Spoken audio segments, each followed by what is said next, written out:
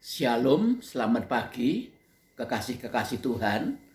Renungan singkat firman Allah pada pagi hari ini adalah percaya kepada Kristus yang hidup di dalam diri kita.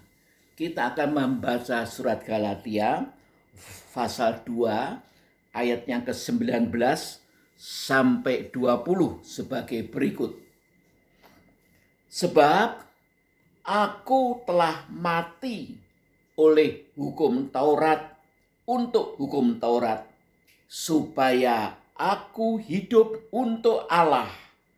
Aku telah disalibkan dengan Kristus. Namun aku hidup, tetapi bukan lagi aku sendiri yang hidup, melainkan Kristus yang hidup di dalam aku. Dan hidupku yang kuhidupi sekarang di dalam daging adalah hidup oleh iman dalam Anak Allah. Dalam terjemahan yang lebih tepat, bukan oleh iman dalam Anak Allah, tetapi oleh iman Anak Allah. Ya, oleh iman Anak Allah yang telah mengasihi aku dan menyerahkan dirinya untuk aku. Seringkali kita masih mendengar atau membaca orang-orang yang mengajarkan bahwa kita harus memiliki kepercayaan diri yang kuat. Harus percaya pada diri sendiri. Tetapi Alkitab tidak mengajarkan demikian. Karena apa? Karena diri kita sudah disalibkan dengan Kristus. Maka kita tidak harus lagi percaya kepada diri kita sendiri, karena diri kita sudah disalibkan dengan Kristus.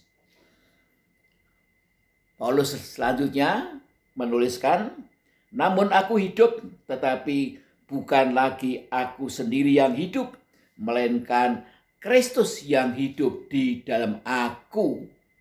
Puji nama Tuhan. Jadi kita tidak lagi percaya mengandalkan diri kita sendiri, kekuatan kita sendiri. Tetapi kita percaya mengandalkan Kristus yang hidup di dalam diri kita. Puji nama Tuhan. Itu bedanya sangat jauh sekali, ya. Dan hidupku yang kuhidupi sekarang di dalam daging adalah hidup oleh iman dalam Anak Allah. Ini dalam terjemahan bahasa Indonesia.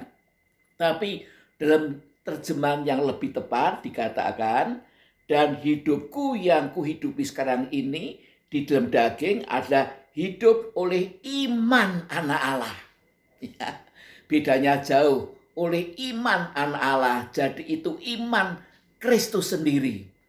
Puji nama Tuhan, kalau Kristus itu hidup di dalam diri kita, maka kita juga bisa hidup oleh iman Kristus.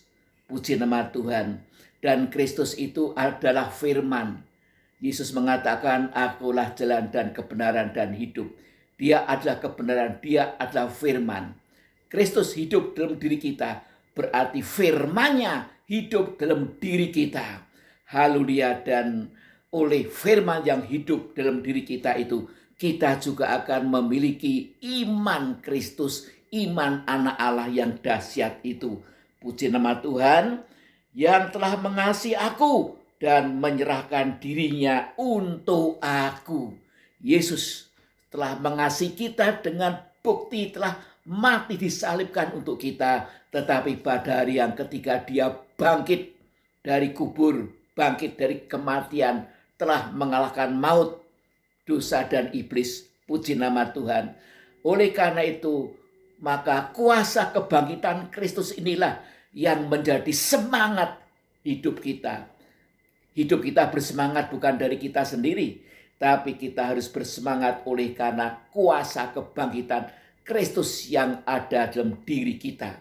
Puji nama Tuhan, ini semua adalah kasih karunia Tuhan yang dikerjakan oleh Roh Kudus. Sebab itu mutlak Kita harus minta dipenuhkan dengan Roh Kudus agar semua ini dapat menjadi wujud dalam hidup kita ini. Kita harus dipenuhkan dengan Roh Kudus. Kita harus berpikir dengan pikiran Roh Kudus, bukan pikiran duniawi. Dan kita harus berdoa dalam Roh Kudus. Puji nama Tuhan. Hidup dalam Roh Kudus, berjalan dipimpin oleh Roh Kudus.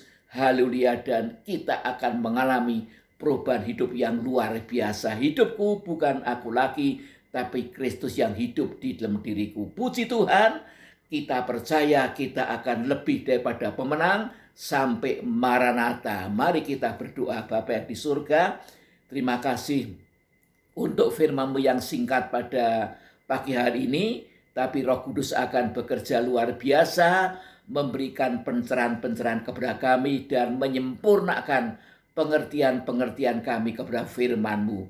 Berkati segenap usaha pekerjaan kami pada sepanjang hari ini, aktivitas kami Tuhan pimpin oleh kuasa Roh Kudus, dan supaya kami boleh menjadi kemuliaan bagi Kristus. Terima kasih Tuhan, dalam nama Tuhan Yesus hamba berdoa dan mengucap syukur. Amin.